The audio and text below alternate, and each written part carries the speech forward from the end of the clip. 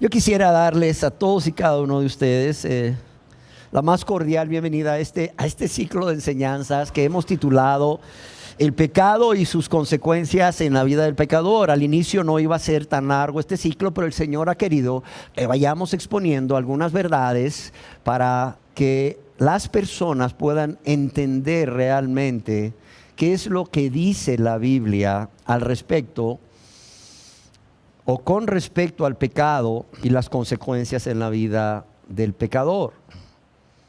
Y bueno, hoy deseo compartir con ustedes ya la 10ª y última parte de esta sección del ciclo de enseñanzas en las cuales nos hemos centrado en analizar cuál no es la razón por la que peca el ser humano.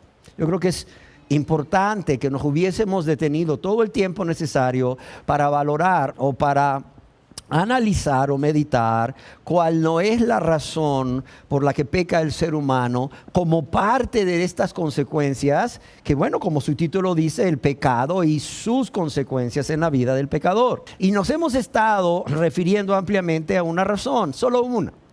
Y esta es: el ser humano no peca porque tiene una naturaleza pecaminosa. ¿Por qué? Porque como he estado expresando casi en todas las enseñanzas, si no en todas, aunque Dios nos concede poder por su gracia, óigalo bien, aunque Dios nos concede poder por su gracia a través de su Santo Espíritu para vencer la tentación y para vencer el pecado en nuestras vidas, de modo que no vivamos una vida de práctica de pecado por amor a Dios, por gratitud a Dios, para honra y gloria de Dios. Sin embargo, hay un argumento muy comúnmente usado para justificar una vida de práctica de pecado, y este es que la carne es débil, o bien mi naturaleza pecaminosa me conduce inevitablemente a pecar, o mientras vivamos en este cuerpo jamás dejaremos la práctica del pecado o cometer el pecado de manera habitual. ¿Por qué? Porque este cuerpo, nuestro cuerpo, está corrompido por el pecado, está infectado por el pecado, ya que el pecado es parte de la esencia o la constitución de nuestro ser, como si fuera una célula, por ejemplo. Y para concluir esta serie, yo quisiera dar lectura a 3 preguntas y responder estas preguntas. Por un momento, yo quisiera darle cabida a la posibilidad de que exista la naturaleza pecaminosa. Amén.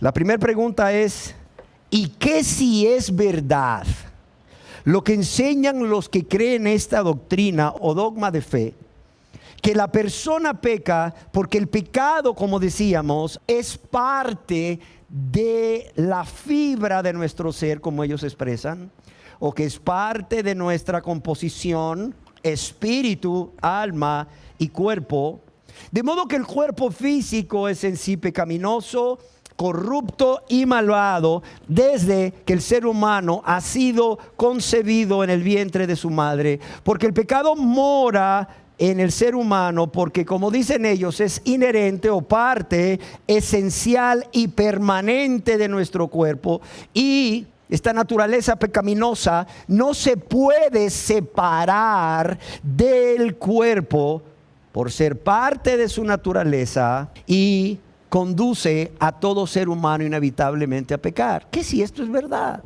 Detengámonos a considerarlo por un momento. La segunda pregunta es: bueno, ¿y qué si es verdad lo que muchos defensores de esta doctrina han llegado a afirmar, que Dios creó al hombre con un espíritu, un alma y cuerpo, a fin de que el hombre pudiera contener a Dios y lo expresara, y que cada parte del hombre era pura, incluso su cuerpo? No obstante, cuando Adán y Eva comieron del árbol del conocimiento del bien y el mal, sucedió algo terrible, como ellos expresan.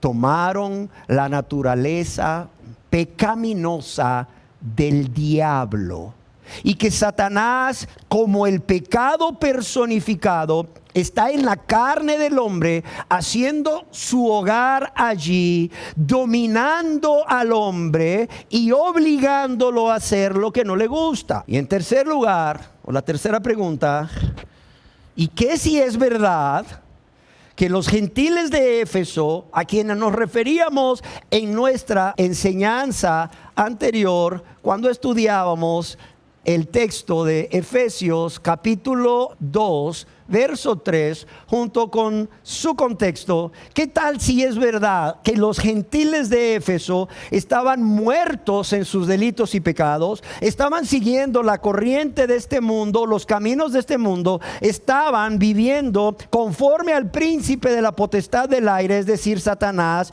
pues se conducían según el que gobierna las tinieblas? ¿Qué tal si ellos estaban viviendo egoístamente, es decir, solo para satisfacer sus deseos del cuerpo y de la mente, que se oponían a los consejos de Dios, de su conciencia y de la razón? ¿Qué si ellos estaban haciendo la voluntad de la carne y de sus pensamientos, siguiendo su propia voluntad o propósitos? ¿Qué si ellos eran hijos de desobediencia o estaban viviendo una vida de rebeldía contra Dios y contra su voluntad? Que si ellos estaban en tinieblas, como expresaba el apóstol Pablo en Efesios 5:8, y que si esto fuese debido a que ellos tenían una naturaleza pecaminosa que aún no se pierde cuando la persona recibe a Cristo, cuando la persona es salvada, cuando la persona es regenerada por Dios en su gracia, por la fe en Cristo Jesús. ¿Por qué razón? Por cuanto todavía queda pecado en la carne humana, aunque la persona sea salva. Yo creo que para responder a estas tres preguntas es necesario que consideremos 5 argumentos que deben ser analizados para encontrar la verdad con respecto a esta doctrina. Y al primer argumento al cual quiero referirme lo encontramos en 1 de Corintios capítulo 6 verso 19. ¿Por qué? Porque el primer argumento es: si la condición de nuestro cuerpo es el que afirman los defensores de la doctrina de la naturaleza pecaminosa, entonces, ¿por qué Dios desearía vivir en un templo pecaminoso? Óigalo bien. Si la condición de nuestro cuerpo, de nuestra carne, es el que afirman los defensores de esta doctrina, entonces una pregunta obligada es: ¿por qué Dios desearía vivir en un templo pecaminoso? ¿Por qué? Porque la Escritura dice en 1 de Corintios capítulo 6 verso 19: ¿o ignoráis que vuestro cuerpo es templo de quién? Y yo les pregunto, ¿el Espíritu Santo quién es? ¿Es una fuerza? No. ¿Quién es? Es Dios vivo y verdadero. Dice: ¿o ignoráis que vuestro qué? Que vuestro cuerpo es ¿qué? Es templo de quién? Del Espíritu Santo, el cual está ¿dónde? El cual está en vosotros, dice, el cual tenéis ¿de quién? De Dios, y que no sois ¿qué? Que no sois vuestros. Alguien escribió al respecto.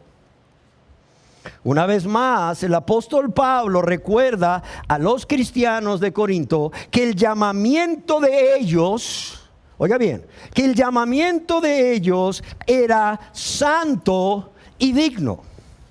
¿Habían acaso olvidado que sus cuerpos eran santuario del Espíritu Santo?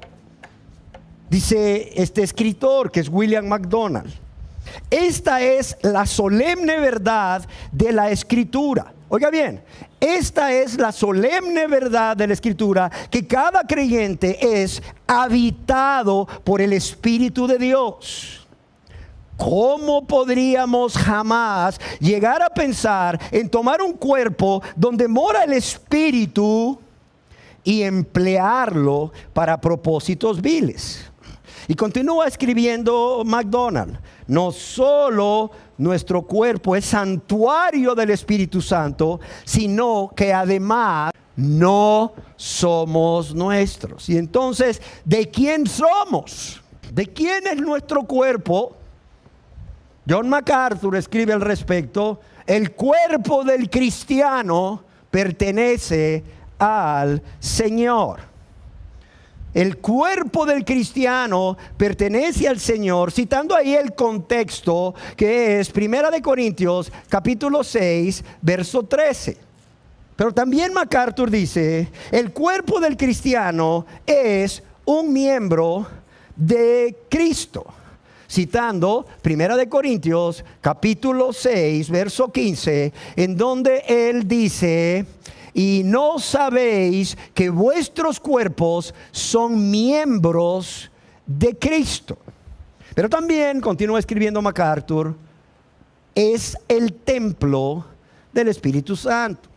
Uno de los eruditos del griego del Nuevo Testamento, Archibald Thomas Robertson, A.T. Robertson, escribe: nuestro cuerpo es el mismo santuario del Espíritu Santo. Amados y amadas, así como el Dios vivo y verdadero vino a morar o vino a habitar en el tabernáculo de Moisés, pero también vino a habitar y a morar en el templo de Salomón, de igual forma es una maravillosa realidad del cual todo cristiano debe estar consciente, que Dios, Espíritu Santo, habita en él o en ella, habita en el creyente. J.J. Treviño, autor del libro Licencia para Pecar, escribió al respecto: el Espíritu, el cual es santo, el cual es Dios, no escogería tal cuerpo para habitar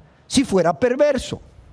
En el Antiguo Testamento vemos que el tabernáculo era ungido con el aceite junto con todos los utensilios. ¿Para qué? Para ser santos y ser la habitación de Dios con los hombres. Éxodo 49.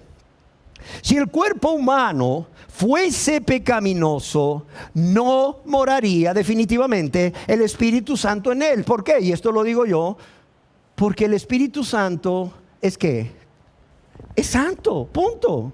Es santo. Su mismo nombre le define. Es Espíritu Santo. Continúa escribiendo el autor de este libro, Licencia para Pecar. Si el cuerpo humano, dice, fuese pecaminoso, no moraría el Espíritu Santo en él. ¿O acaso cambia la sustancia del cuerpo humano cuando nos convertimos a Dios? Yo les pregunto, ¿cambió la sustancia de su cuerpo humano cuando se convirtieron a Dios? No, la respuesta es no. Por lo tanto, el Espíritu Santo solo puede habitar en este cuerpo porque no existe la naturaleza pecaminosa. ¿Por qué razón? Hasta aquí lo que escribe Treviño en el libro Licencia para Pecar. ¿Por qué razón? Por el segundo argumento que deseo considerar hoy. ¿Y cuál es este segundo argumento que deseo considerar hoy? Que Cristo salva al ser humano completo. O sea, los que creen esta doctrina dicen que aun cuando somos salvados, cuando somos lavados y limpiados de nuestro pecado, cuando nacemos de nuevo, cuando somos regenerados, Dios regenera el espíritu de la persona. Dios hace su obra en el espíritu de la persona, pero el cuerpo humano sigue siendo intacto. Sigue estando poseído por una naturaleza pecaminosa. Una naturaleza que, por cierto, como ya leímos, es la naturaleza del diablo. Ahora bien, esto no está en la Biblia. Esto es parte de una doctrina herética que tiene su origen en el gnosticismo y en los filósofos griegos, siendo el más prominente de ellos Platón, de donde Marción tomó estas ideas de que el espíritu es bueno y la carne es inherentemente mala. Es lo que decíamos se llama el dualismo gnóstico, que luego de los gnósticos pasa a Marción, pero también pasa a Maní y a su movimiento filosófico conocido como el maniqueísmo, de donde también pasa a Ambrosio y a Agustín, que por cierto, cuando Agustín se convierte al cristianismo, ¿quién creen que lo bautizó? Ambrosio. Amados y amadas, yo quiero decirles que Cristo salva al ser humano completo. No solo el espíritu, no solo el alma, sino también el cuerpo. En la primera epístola del apóstol San Pablo a los tesalonicenses, capítulo 5, verso 23, dice: inspirado por Dios, y el mismo Dios de paz, que dice aquí, os santifique. ¿Por qué? Por completo. O sea, yo quiero leerlo de nuevo. O sea, que no sea lo que yo pienso. Dice, y el mismo Dios de paz, que dice aquí, os santifique por completo. ¿Y qué quiere decir esto? Dice, y todo vuestro ser, dice. Todo vuestro ser. Luego, ¿qué dice? Espíritu y alma sea guardado irreprensible para la venida de nuestro Señor Jesucristo. Nada más esos dos, porque el cuerpo siempre será pecaminoso y en él habitará el pecado. Así dice la palabra de Dios. No dice así. Así quisieran muchos que dijera. Así quisieran muchos que dijera. Pero yo lamento decirles que la palabra de Dios dice, y el mismo Dios de paz os santifique por completo, y todo vuestro ser, espíritu, alma y ¿qué? Y cuerpo sea guardado. ¿Qué dice aquí? Irreprensible para la venida de nuestro Señor Jesucristo. Que si el hombre es un ser tripartito, formado por espíritu, alma y cuerpo, o que si el hombre es un ser bipartito, formado nada más por espíritu y alma, los dos juntos, que son sinónimos para muchos, y cuerpo, ese no es el tema de discusión. El tema que yo quiero aquí, o sea, abordar usando este texto de la Biblia, palabra inspirada por Dios, las sagradas escrituras, es que todo nuestro ser, espíritu, alma, sean estos dos distintos o uno solo, pero ¿qué dice aquí? Y cuerpo, sea guardado irreprensible para la venida de nuestro Señor Jesucristo. Amados, la Biblia es contundente. Yo creo que todos deberíamos de callar cuando Dios habla y decir un fuerte amén solamente.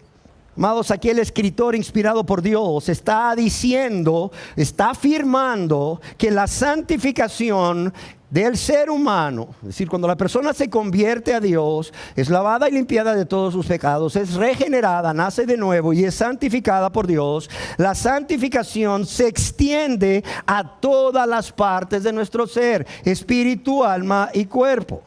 Charles Stanley escribió al respecto: Jesús murió para salvar cada parte de nosotros, de modo que podamos conocerlo plenamente, aún de la misma manera que fuimos conocidos por Él. El autor del libro Licencia para Pecar escribió también: la salvación del hombre incluye el cuerpo. Y si la carne está impregnada por el germen del pecado, y no se libraría de este germen del pecado hasta la muerte, entonces Cristo no la hubiera podido salvar. Pero Jesús salva al hombre completamente, espíritu, alma y cuerpo, como leemos en 1 de Tesalonicenses 5:23. Y continúa escribiendo: y si el cuerpo fuera pecaminoso en sí mismo, o malo por ser la materia mala, como creían los gnósticos y filósofos griegos, entonces el cuerpo no podría ser guardado irreprensible. ¿Por qué razón? Porque estaría manchado solo por existir. Pero aquí el texto claramente nos enseña que Dios santifica tanto el espíritu y el alma como el cuerpo. Ahora, ¿qué pensaban los padres apostólicos? ¿Qué pensaban aquellos que fueron discípulos de los apóstoles? Ireneo. Ireneo, uno de los padres apostólicos, nació en Esmirna, fue discípulo de Policarpo, obispo de Esmirna, quien a su vez fue discípulo del apóstol Juan. Este hombre, Ireneo, fue obispo de la ciudad de Lyon, Francia, y desde el año 189 hasta su muerte, como unos 10 o 15 años después. Este hombre Ireneo era considerado como el más importante adversario del gnosticismo del siglo II, que quería introducir todas estas doctrinas heréticas al cristianismo. Este hombre era considerado como el más importante adversario del gnosticismo en el siglo II. ¿Y qué enseñaba al respecto? Al respecto de lo que estamos hablando, de que el Señor Jesucristo salva el espíritu y el alma, pero también el cuerpo. Él enseñaba al respecto, pues si la carne no estaba en posición de ser salvada, la palabra de Dios, el verbo, de ninguna forma se hubiera hecho carne. Yo quiero leerlo de nuevo y meditarlo. Dice, pues si la carne no estaba en posición de ser salvada, solo el espíritu y el alma, o sea, entonces, ¿por qué la palabra de Dios, el verbo, dice, se hizo carne? ¿Recuerdan las palabras del autor inspirado? Dice, y el verbo se hizo carne.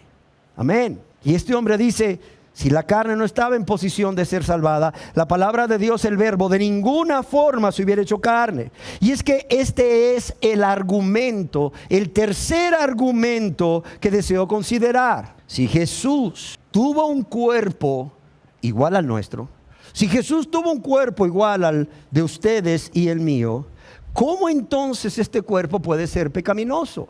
Leamos Juan 1:14. Dice, y aquel verbo, miren lo que dice Juan. Y aquel verbo, hablando de Jesús, ¿fue hecho qué? Fue hecho carne. Se manifestó en un cuerpo de carne. Tuvo un cuerpo de carne. Se hizo verdadero hombre. No dejó de ser verdadero Dios. Siguió siendo verdadero Dios, pero también se hizo verdadero hombre. Dice, y habitó entre nosotros y vimos su gloria. Gloria como del unigénito del Padre, lleno de gracia y verdad. William MacDonald escribe al respecto, el verbo se hizo carne cuando nació como bebé en el establo en Belén. Él siempre había existido como hijo de Dios con el Padre en el cielo, pero ahora quiso venir al mundo en un cuerpo humano. Ahora, ¿por qué estoy citando a esta gente? ¿Por qué cito a Carlos Stanley o a Charles Stanley? ¿Por qué cito a William MacDonald, a MacArthur? Porque ellos creen en la naturaleza pecaminosa. Sin embargo, son los que me proveen de argumentos para decir que esto no tiene sentido. O sea, por un lado escriben un argumento que es verdadero, pero por otro lado, porque no quieren renunciar a una doctrina, ellos vienen y tienen que darse con la piedra en los dientes, lo cual me duele, porque creo que estos hombres eran bien intencionados cuando estaban diciendo esto o enseñando esto. El apóstol Pablo nos dice, escudriñadlo todo, retened lo bueno. Aquí está lo bueno de estos hombres. Claro que debemos considerarlo, ¿por qué no? Claro que debemos considerarlo. Amados y amadas, decir que Jesús ha venido en carne, esto puede también ser traducido como ha venido en cuerpo humano. Ha venido en cuerpo humano. En la epístola a los Hebreos, capítulo 5, verso 7, leemos al respecto en su primera parte, Hebreos capítulo 5, verso 7. Y Cristo dice, en los días de ¿qué? De su carne. O sea, Cristo en los días en que vivió en esta tierra como un ser humano, como todos nosotros, habiéndose vaciado en un cuerpo de carne como el que cada uno de nosotros aquí tenemos. Amén. Cristo poseía un cuerpo humano como el nuestro, por cierto, en cuya carne residían los deseos que todo ser humano posee, y los cuales son el blanco de la tentación, ya que Él fue tentado en todo igual que nosotros, pero sin pecado. En Hebreos capítulo 4, verso 15, leemos acerca de esto. Dice, porque no tenemos un sumo sacerdote que no pueda compadecerse de nuestras debilidades, sino uno que fue ¿qué? Tentado en todo, según nuestra semejanza, pero sin pecado. Dice, porque no tenemos un sumo sacerdote, refiriéndose al Señor Jesús, que no pueda compadecerse de nuestras debilidades, sino uno que fue tentado en todo, según nuestra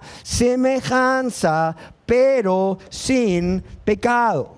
Al decir que el Señor Jesús fue tentado en todo según nuestra semejanza, nos dice el escritor del libro Licencia para Pecar, Pablo está diciendo que Él fue tentado en todo según nuestra semejanza, como es tentado todo ser humano que vive en un cuerpo de carne que posee deseos. Y lo quiero repetir.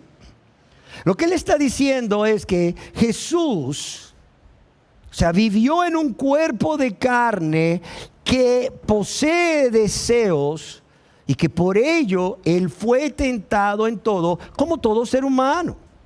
Y continúa escribiendo el autor de este libro. ¿Podemos decir que el deseo de no tomar la copa que el Padre le daba a tomar era pecado? Claro que no.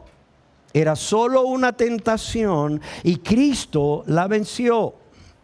Así pues, la carne no es pecaminosa. ¿Por qué? Porque aún el Señor Jesús fue revestido de ella. Un cuarto argumento que yo deseo considerar es que si la carne es pecaminosa, ¿cómo podríamos glorificar a Dios en nuestro cuerpo? Piénselo. Si la carne es pecaminosa y en nuestro ser, en nuestro cuerpo mora el pecado, aun cuando la persona nazca de nuevo, sea regenerada por Dios, ¿cómo entonces podríamos glorificar a Dios en nuestro cuerpo? ¿Por qué razón? Porque la Escritura dice en 1 Corintios capítulo 6, verso 20, porque habéis sido comprados por precio. Fíjese bien lo que dice. Glorificad pues a Dios, ¿en qué? En vuestra alma y espíritu, los cuales son de Dios. No dice así. Miren lo que dice, aquí hay preciosas verdades que podemos extraer y me gustaría comentar. Dice, porque habéis sido comprados por precio. Primeramente, ¿a quién se está refiriendo aquí el apóstol Pablo? A cristianos. Oye, ¿sabe usted lo que significa comprados por precio? Significa que Dios pagó el precio más grande que jamás se ha pagado para liberar a un esclavo. Y es que eso éramos, esclavos del pecado. El Señor Jesús dijo, si el Hijo os libertare, ¿seréis qué? Verdaderamente libres. La naturaleza pecaminosa, si es que existiese, no tendría poder sobre ustedes. ¿Por qué? Porque si el Hijo os libertare, seréis verdaderamente libres. Libres del poder de Satanás, libres del poder de la tentación, libres del poder del pecado, libres del mundo y las cosas del mundo, libres del gobierno del yo. O sea, Dios pagó el más alto precio para darnos esa libertad, enviando a su Hijo amado Jesús a morir en la cruz del Calvario, pero también al resucitar Jesús. ¿Para qué? Para nuestra justificación, para nuestra libertad, para que ya no seamos más esclavos del pecado. El apóstol Pablo dice claramente, porque el pecado no se enseñoreará de vosotros, pues no estáis bajo la ley, sino ¿bajo quién? Bajo la gracia. ¿Por qué? Porque habéis sido libertados por Cristo. O sea, Dios pagó el precio más grande que se podía pagar.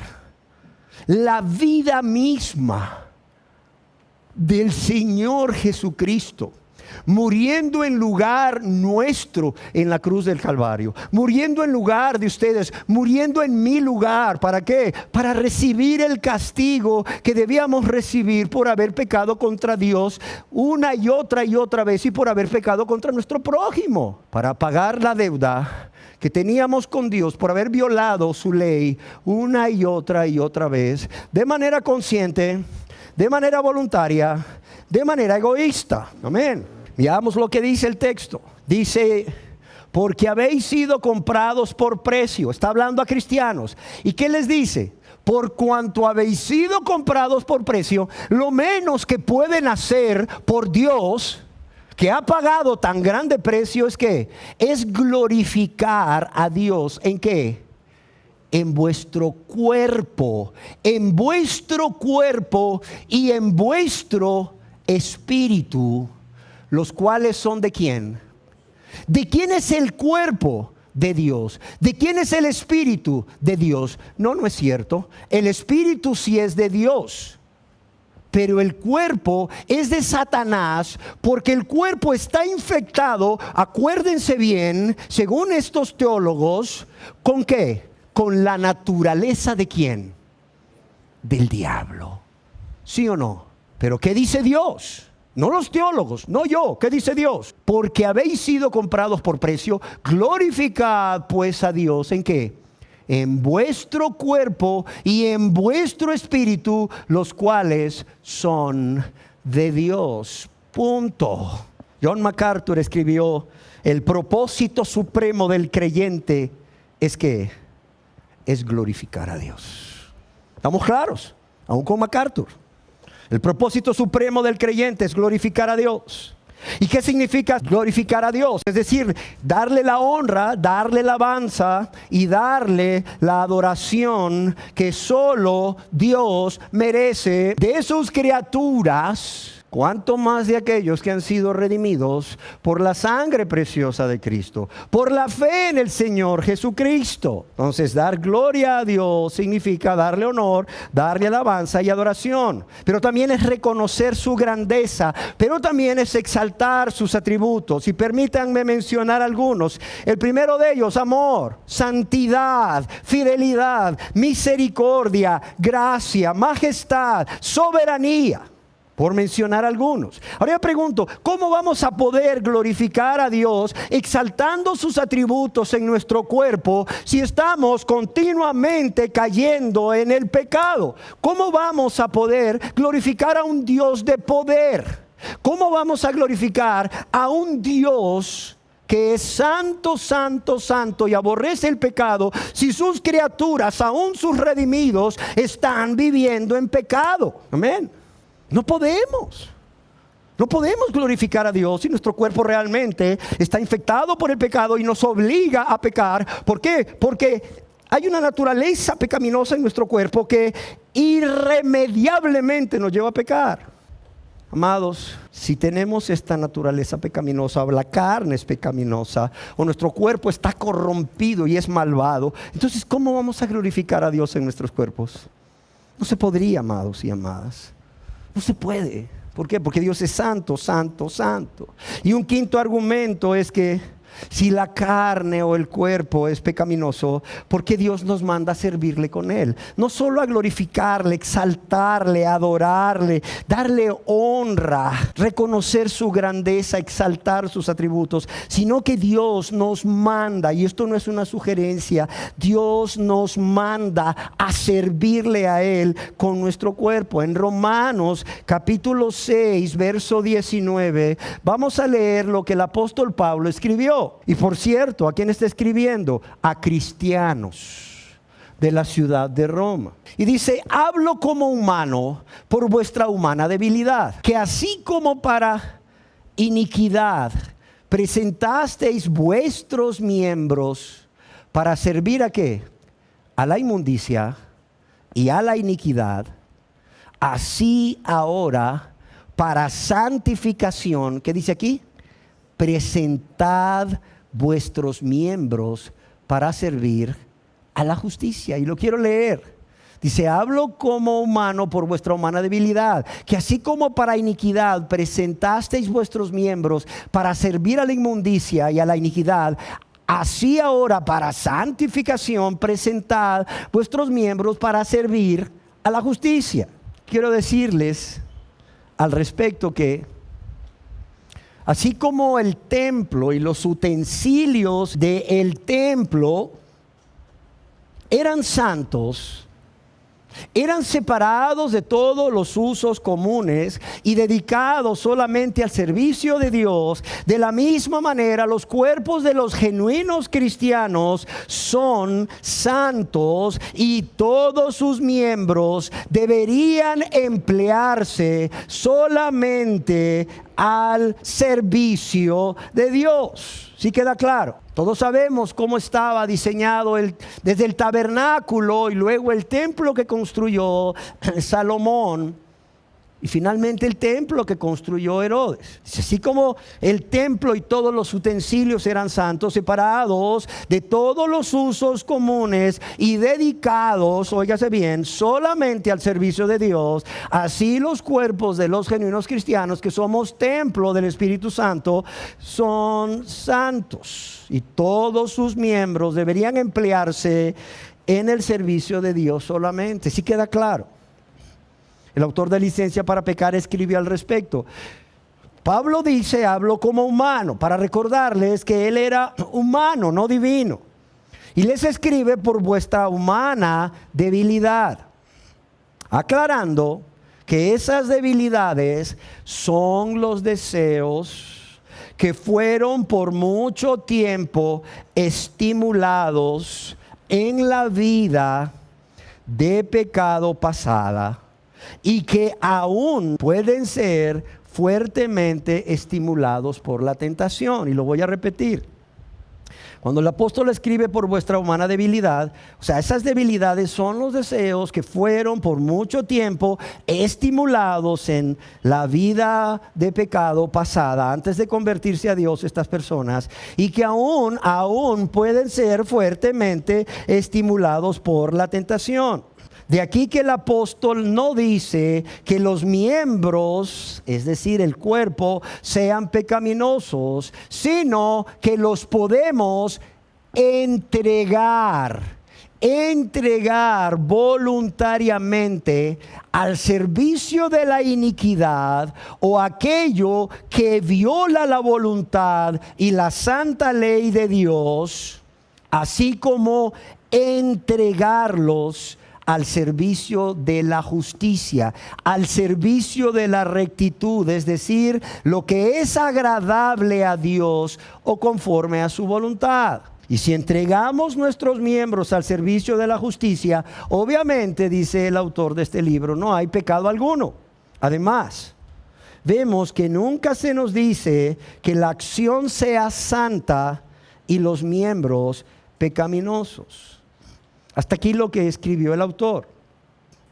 También el apóstol Pablo escribió a los cristianos de Roma, aquí en el verso 13 de este mismo capítulo 6, como contexto de Romanos 6:19, acerca de que podemos entregar los miembros de nuestro cuerpo voluntariamente al servicio de iniquidad, así como podemos entregarlos al servicio de rectitud. Cuando él escribió lo siguiente: ni tampoco presentéis vuestros miembros al pecado como instrumentos de iniquidad, sino presentaos, dice, vosotros mismos a Dios como vivos de entre los muertos y vuestros miembros a Dios como instrumentos de justicia. Yo quiero mencionar lo que escribió John MacArthur al respecto. Dice, presentaos, eso está en su Biblia de estudio, presentaos se refiere a una decisión de la voluntad. Yo lo voy a repetir. Dice, presentaos se refiere a una decisión de la voluntad. Y continúa escribiendo MacArthur. Antes de que el pecado pueda tener poder sobre un creyente, primero debe pasar a través de su voluntad. Y lo voy a leer. Antes que el pecado pueda tener poder sobre un creyente, primero debe pasar a través de su voluntad. Amados, yo considero que ante tales argumentos, una vez más, la doctrina que afirma la existencia de la naturaleza pecaminosa se derrumba. Ahora bien, yo deseo finalizar esta enseñanza y esta parte del ciclo para avanzar en nuestra serie El pecado y las consecuencias en la vida del pecador, exhortándoles, animándoles, estimulándoles, suplicándoles en el nombre de Cristo que se dispongan a vivir una vida de santidad. Y para ello quiero hacerlo citando las palabras que escribió Adam Clarke al respecto. No os rindáis a la tentación. No os rindáis a la tentación. No es pecado ser tentado. El pecado yace en ceder a ella. Mientras el pecado solo exista en las incitaciones satánicas, el pecado es del diablo y no nuestro. Pero cuando nos rendimos a la tentación, hacemos que el pecado del diablo sea nuestro. Recordemos la exhortación que se nos hace de resistir al diablo y él huirá de vosotros. Satanás no puede forzar nuestra voluntad y Dios no lo hará. Dejaría de ser voluntad si pudiera ser forzada por uno u otro. La libertad es esencial para la existencia de la voluntad. Que vuestras almas y cuerpos sean empleadas en el servicio de vuestro Hacedor. Que Él sea el dueño de vuestros corazones y con ello de vuestras mentes, manos y pies. Pensad y manifestad lo puro. Hablad la verdad y lo que es para edificación.